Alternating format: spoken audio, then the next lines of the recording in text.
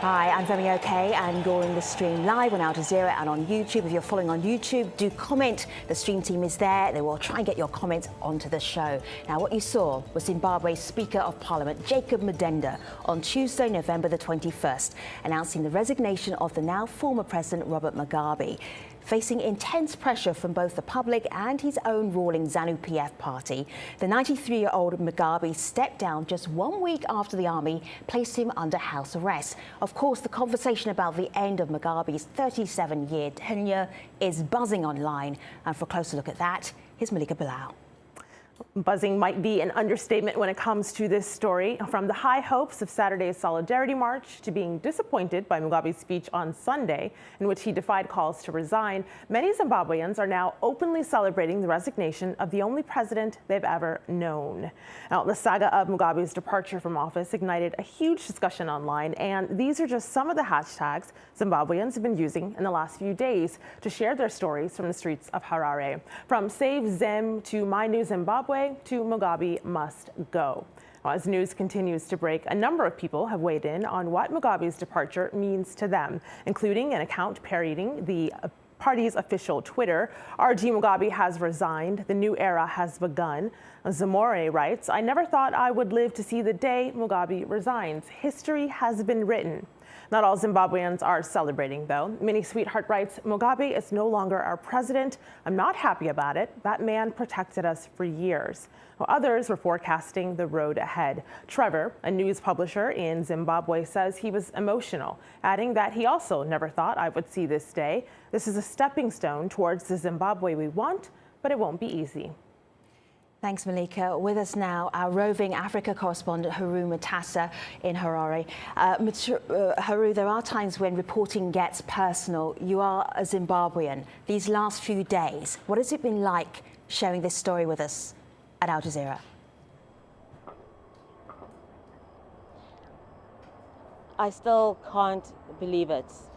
Following events on the ground, having reported in this country for so long, having been born here, grown up here, went to school here, it's still surreal. I'm still struggling to just call him Robert Mugabe. You've always called him the president. I understand he has been such a big part of every Zimbabwean's life, you know, from the policies that we grew up under, from the way the family ran the country. Every Zimbabwean was affected. And I was thinking about how there were good and bad days, and how it's almost sad that now he's being remembered for all the things that went wrong in this country, you know, the economy, the corruption, the nepotism. But there was a time, and I remember that time because I was growing up here. Education, I got some of the best education you can even ask for here. He pushed through an education for all policy. He wanted particularly black Zimbabweans to be educated, because remember, in the colonial years, in white minority rule, blacks were given an inferior education. He really pushed that.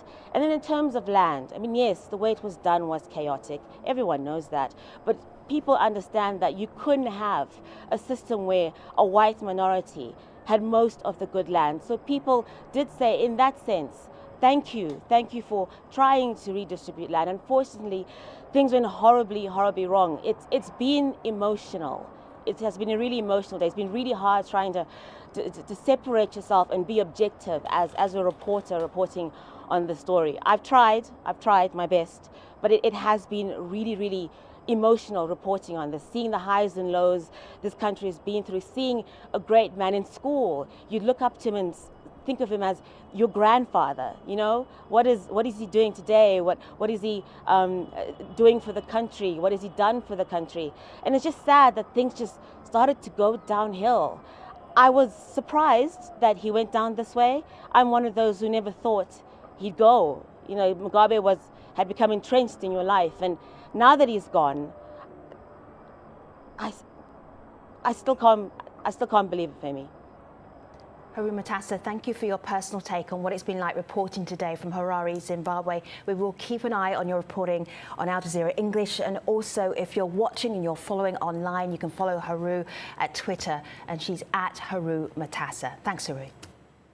And joining us now from Harare to discuss what the future of Zimbabwe might look like without Mugabe at the helm, Bright Matonga is the former spokesman for the governing ZANU-PF party, as well as Mugabe's government. McDonald Liwanika is a political analyst. Tao Tawanga is also a political analyst, and Linda Masarire is a human rights activist. She also hopes to represent Harare Central as a member of parliament. Welcome to the stream, everyone. Hello, Zimbabweans. What an amazing day it has been for you. Bright, you should share with us where you were when you heard the news that President Robert Mugabe was stepping down. I was in Parliament, sitting right opposite the Speaker. And you remember I'm one of the organizers. I was the director of ceremonies when we did the march to the State House. I was the one on the mic encouraging people to go and invade his house, so to speak. So I followed this whole process. I went to Parliament. I wanted to make sure that, I wished that, he'd done this in a dignified manner. So that's why we're pushing hard. We immobilized people so that he can see sense. And I was happy when the Speaker read that, I, Robert Mugabe, do hereby tender we just went wild. It was crazy. I thought, yay. But what I can say is, thank you, Mr. President. Thank you for the more than 40 years that you, from pre-independence, post-independence, there are a lot of good memories. You were fearless. You were a go-getter. But unfortunately, things had to happen the way they'd happened. But today we're celebrating the good, the bad, and the ugly. Unfortunately, Mama Mugabe, you just messed everything up for your husband, for our father. He was such a role model. Education, empowerment. Those are the things, that the good things that I can, remember. Of course, there were bad things also, who doesn't do bad things? It's part of the history of the country. It's got good and bad things, but today is another day. I'm just so happy that he's decided to spend time at his home, maybe to write his memoirs. Brett, you are not the only one. You're not the only one feeling like that. You mentioned independence, so I want to bring up this tweet from Eugene. He says, this is a second independence for Zimbabwe. Since gaining independence in 1980, we have endured the woes of Mugabe's reign. #Mugabe resigns. It's the end game to a regime. McDonald, you see here he's treating this as an Independence Day. Is that how you're feeling, or what's going through your head? Well, I think that the political moments are definitely different. I wasn't there at independence, so I've got no basis for comparison. But if I was to imagine what was happening in 1980, which is the year coincidentally that I was born, I would assume that a lot of the feelings that we're having are similar to what people were having there. But of course, what makes this situation a bit different is the mixed feelings. I think that when colonialism ended in 1980, very few people, at least very few Black Zimbabweans, had mixed feelings about it. But at this point, given what Bright has talked about, some of the things that Haru has talked about, there are mixed emotions. So we are happy to see the dictator go, and we are happy that he has gone this way, succumbing to pressure. But there are also some things that some people have associated as being good about Robert Mugabe.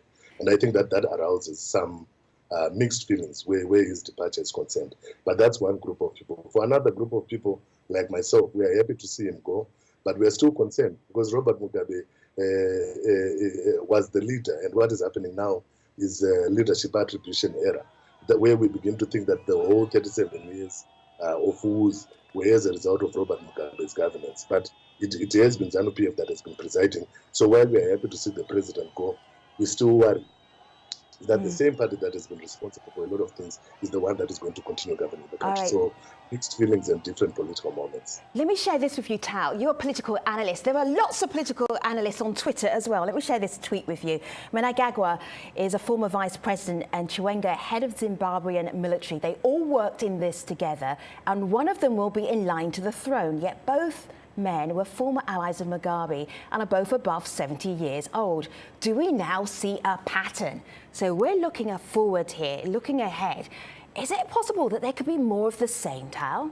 Or is this really a big milestone for Zimbabwe? Well, first of all, good evening to all your viewers and to everyone listening in. I think it's important that everyone recognizes that this is a moment, yes, it's a historical moment.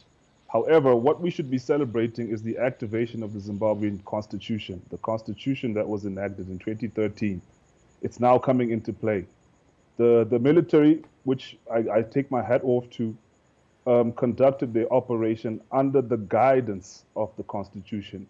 And even as we are where we are today is because of what the Constitution provides for us as citizens. And therefore, I'm celebrating a moment where the Constitution has come to life. Constitutionalism has come to life. A precedent is being set for the future. In that light, I'll also say that while everyone's euphoric and everyone's very happy, understandably, maybe perhaps some people are sad, I would also say that that euphoria in 1980 is what got us to where we are today. People forgot to focus on institutions and instead focused on emotions, and those emotions were embodied in Robert Mugabe. Robert Mugabe became the system of Zimbabwe, and that system got us to where we are today. And therefore, I would rather recommend that people focus on the institutions that we have to build from here. The moment is great, but tomorrow we have a lot of work to do. How do you do that? What does focus on institutions actually mean? Today we're Tuesday evening, heading into Wednesday. What do you do Wednesday? Okay, tomorrow morning I'll ask you a question. Who will be the president of Zimbabwe tomorrow morning? Who's the acting president? And what's going to be happening? I don't think anyone's asked themselves that. And those are the questions that we should be addressing right now, so that tomorrow we don't find that someone's seen a power gap or a vacuum and has jumped in to fill that. So you're not the only one asking those questions. There are people watching this show live on YouTube. This is Sal. He's one of them. He says, I hope the power vacuum he leaves behind, meaning Mugabe, doesn't cause chaos for those who will fight for power now that he's gone. He goes on to ask this question. Sal says, will Grace Mugabe try to stay in politics or will she go into exile? Of course, a lot of unknowns there, Bright. But what do you make of what will happen next secession-wise? Bright? Hello? Hi. Oh, it looks like we might have just dropped Bright. So Linda, I'm going to give this one to you. We have a lot of people online asking about, is there going to be power grabbing and what will happen to both Robert Mugabe and his wife, Grace Mugabe? Linda, are those questions that are on your mind as well? I don't have those questions right now because I know that Grace Mugabe was expelled from ZANU-PF and from politics. And I don't think that there is any political party in Zimbabwe that will be able to take to rope her into their political party. And Mugabe has resigned, which shows that he wants nothing to do with politics from today, whether he was coerced or he did it voluntarily. But we have to look forward and say, opposition, get organized and put your game onto the track. And right now, if there's going ever to be a power struggle, it will be within the ZANU-PF rank and file. Tao, you mentioned how the constitution was working in Zimbabwe. That is why President Mugabe had to resign. Cali Boy here says to us at AJ Stream, President Mugabe's resignation should not be based on military intervention. That doesn't promote democracy in Africa. And you say what? If I can try to bring some context into the military intervention that we saw last week, when the First Lady, or former First Lady now, began her so-called rallies back in 2014, before former Vice President Joyce Mujuru was expelled from ZANU-PF, she, I think, grew a very big head politically, although she was a political novice. Now, to cut a long story short, by the time that she started these rallies again in 2016, she particularly was offensive at one rally in Chiweshe last year, where she directly attacked the military and directly attacked President Mnangagwa in sometimes what was perceived to be vulgar terms. And from there, she was considered a security threat. Reports were rife in both the private media, in different political circles, that the military were unhappy with the discontent she was causing. But yet they stayed themselves, they stayed in the barracks for over 2 years. So this is not an intervention in the context of seizing power. I think that's a misconception. What they did was stop what was going to be an explosive situation had she actually succeeded in taking over the vice presidency. Let me just share you. And they acted. Sure. Let me just share something with you. This is from AlJazeera.com. There's an in-depth portrait of Robert Mugabe and his presidency. This is the newly elected Robert Mugabe. So we're going back 37 years. McDonald, when you look at this picture and you look at the hope and the joy in this picture, what would you say is the legacy of President Mugabe? Well, President Mugabe has got a mixed legacy, and I think that is something that has already been covered. But when people talk about legacies, usually people talk about one or two things that a person will be most remembered for, and Mugabe will be remembered for the good that he did, especially the championing of the land reform program, which of course attracted mixed reactions and feelings. But at this point, the way that he has gone out, the overarching element of his legacy that will be most remembered is of a despot who presided over a country for 37 years and was forced to leave by his political party, his people, and his military. No one basically wanted him anymore. And I think that that's going to be a definitive part of his legacy, which really is unfortunate for a man as illustrious as him, the way that he has served the country and the championing of African causes that he has conducted. But how you go out also determines how you'll be remembered, because this is itself a very significant moment in Mugabe's political life. So here's another remembrance of Mugabe's legacy. Silver on Twitter says, unfortunately, his resignation came a little bit too late. He'll be remembered as a man who tried to cling on in spite of the people's call, as a gambler with fate who tried to postpone the inevitable. But pushing forward a little bit onto what will happen next, we actually got this comment from a member of the opposition in DC, of which Morgan Tsvangirai is the president. Obert Gutu told us, we see the removal of Mugabe not as the end, but just as the beginning of the democratization process in Zimbabwe. We want a total democratization of the country. We want electoral reforms that will make sure a proper electoral commission will be able to conduct elections that are free and fair. Linda, what do you make of that comment? What I make of that comment is that it is the actual reality on the ground for opposition. This is the time for opposition to regroup, have focus, and actually ensure that they push for electoral reforms. They push for democracy to be a reality in Zimbabwe, not just a word. We have suffered over the years from unconstitutionalism. We have suffered from a lot of violence, non-alignment of laws with the Constitution of Zimbabwe, which has been a very big challenge for opposition even to penetrate in the ZANU-PF strongholds. But at the end of the day, everyone has got the freedom of association, and they should be allowed to associate with the party of their choice. So going forward, we actually need to regroup as activists, as political parties, especially the opposition, and start coming up with a way of changing the system. Because at the end of the day, celebrating that Mugabe has gone is not enough. Because we have a system that we have to deal with, a system of oppression, a system of slander, a system of corruption. This is what we know the system to be characterized by. And going forward, as a Zimbabwean who wants to see a better Zimbabwe, a Zimbabwe with proper policies where everyone will get jobs, what is critically important right now is to ensure that we have a system overhaul in Zimbabwe. It was rather unfortunate that ZANU-PF inherited the Smith regime and the Smith system and way of doing things and never tried to change that system. And going forward, starting from today, those are some of the challenges that we have to start working on. How do we change the system? How do we transform Zimbabwe into a social democratic developmental state? I'm just going to stop you for just briefly.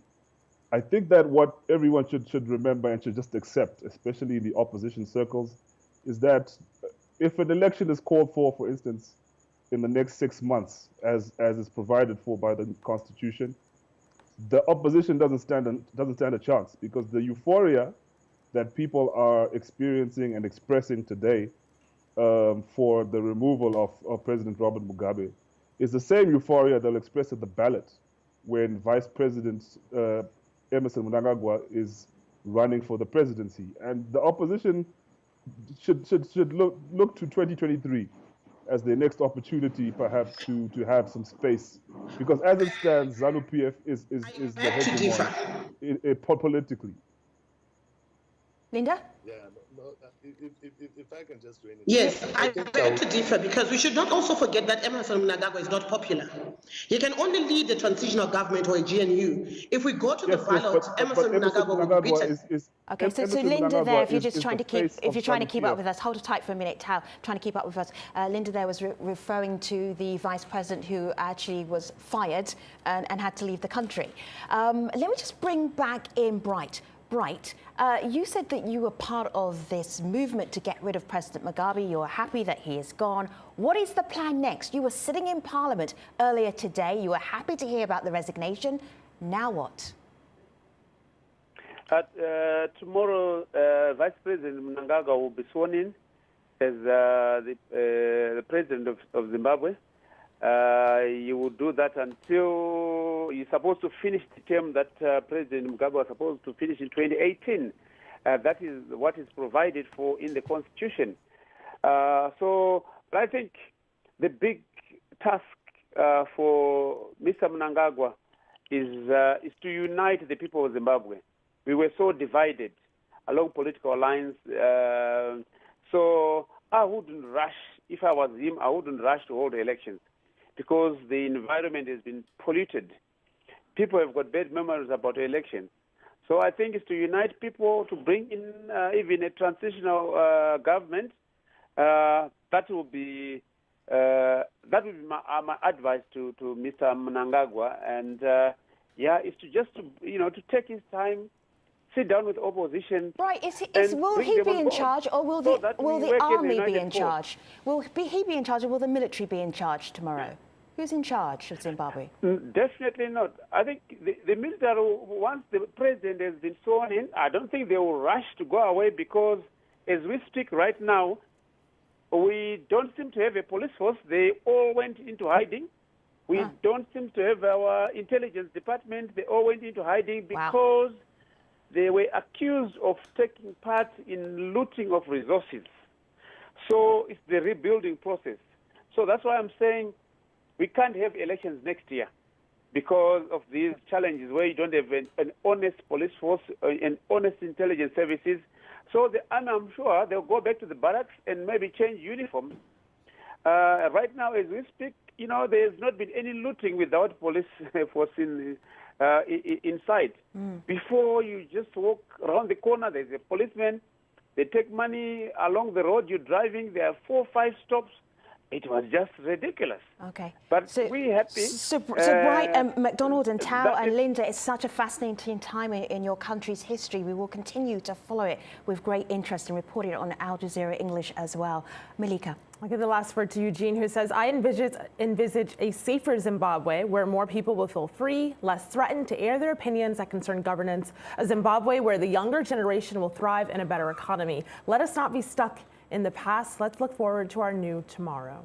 And of course, you can continue to follow the news about Zimbabwe online at aljazeera.com, Zimbabwe What's Happening, and also an in-depth page about Robert Mugabe news.